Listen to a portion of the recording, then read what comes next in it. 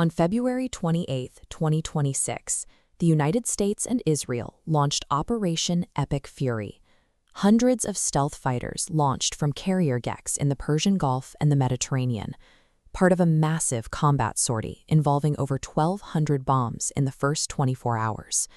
Within hours, the coalition achieved its primary objectives. Deep penetrating munitions destroyed command bunkers in Tehran and killed Iran's supreme leader, Ali Khamenei.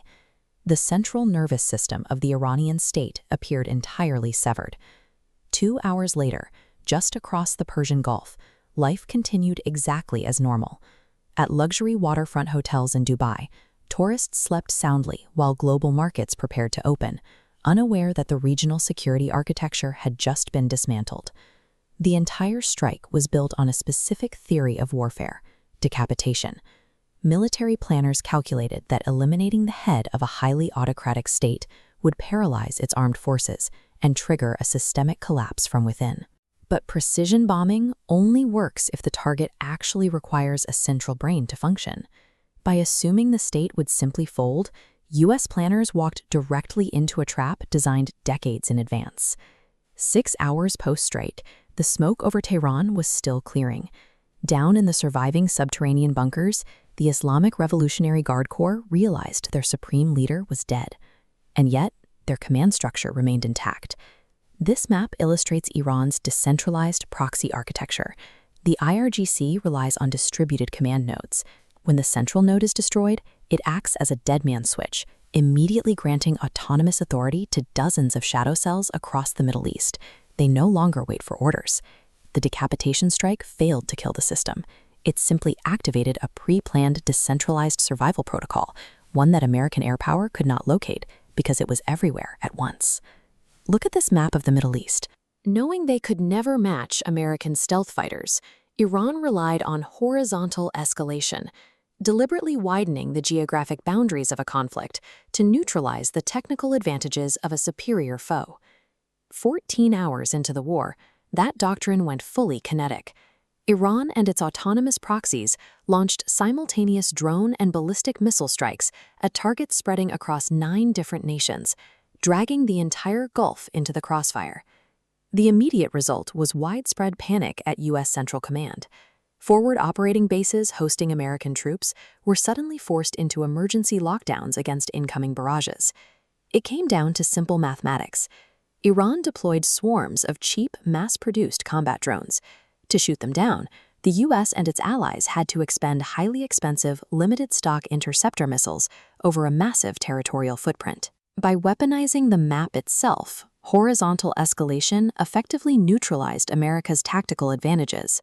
A surgical strike had suddenly morphed into a sprawling, multi-front war zone spanning thousands of miles across the region. 24 hours after the initial strike, the conflict physically reached the economic epicenter of the Gulf. Operations at Dubai International Airport, one of the busiest transit hubs on the planet, ground to a sudden halt. The air war had finally arrived over these luxury commercial hubs. While interceptor missiles managed to hit their targets, the resulting flaming debris rained down through the dark night sky, igniting the upper floors of high-end waterfront hotels. Cities like Dubai and Doha market themselves to the world as secure hubs of finance and logistics. When missile alerts interrupt airport operations, the reputational cost to the Gulf's economic model is far greater than the physical damage to the infrastructure. The physical damage triggered immediate fallout. Commercial flights were grounded indefinitely. Strikes knocked out key data centers, triggering outages and freezing global logistics. Iran had successfully exported the pain. By inflicting severe economic damage on U.S. allies and global markets, they forced neutral parties to absorb the costs of a war they did not initiate. By hour 48, the stakes escalated from regional to global. Iranian forces and their proxies targeted maritime trade, effectively choking off the Strait of Hormuz, a crucial maritime corridor where 1/5 of the world's daily oil supply passes. Commercial shipping practically ceased. War risk insurance premiums for vessels attempting the transit spiked by hundreds of thousands of dollars overnight, sending waves of panic through energy markets as global oil futures shot up by 40%. The U.S. military now faced a stark reality.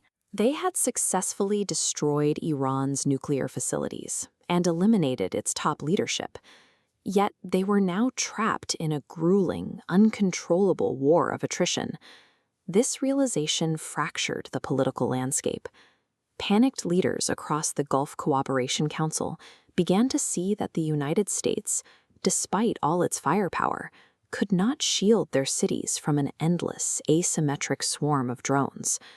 High-tech munitions can hit any fixed coordinate on the planet, but as the conflict spreads through shipping lanes and boardroom calculations, it becomes clear that while you can bomb a bunker, you cannot easily contain the chaos of a decentralized network. The night sky over the Iranian desert illuminates as industrial infrastructure shatters under targeted strikes. This is the kinetic reality of the 2026 war. This satellite image shows the narrow navigable channels of the Strait of Hormuz, a critical global shipping choke point now under active threat. The escalating conflict has already exacted a severe human toll, claiming the lives of 13 U.S. service members and over 1,000 civilians. Global security architectures planned for a worst-case scenario, a coordinated multi-front war, a monolithic axis of autocracy, and a united axis of resistance. Yet, under the extreme pressure of direct state-to-state conflict, a geopolitical paradox has emerged. Ultimately, Iran is fighting almost entirely alone. The global autocratic network and Tehran's proxy militias failed to form a unified defense front.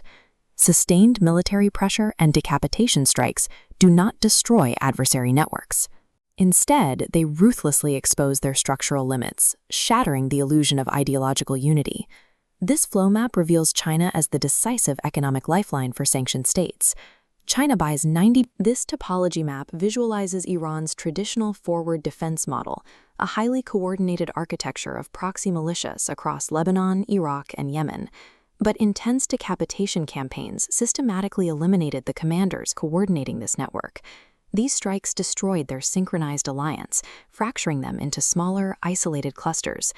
As Tehran shifts its doctrine toward direct state-to-state confrontation, these fragmented proxy clusters are forced to navigate the chaos alone, pursuing their own localized logics of survival.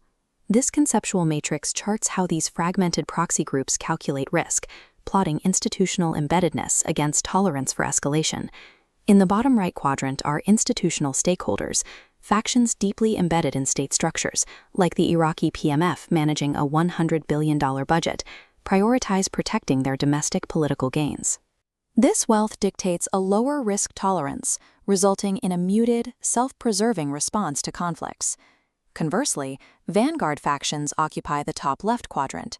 Smaller groups with few domestic stakes, such as Kataib Hezbollah, rely entirely on transnational ideology and armed resistance to justify their legitimacy.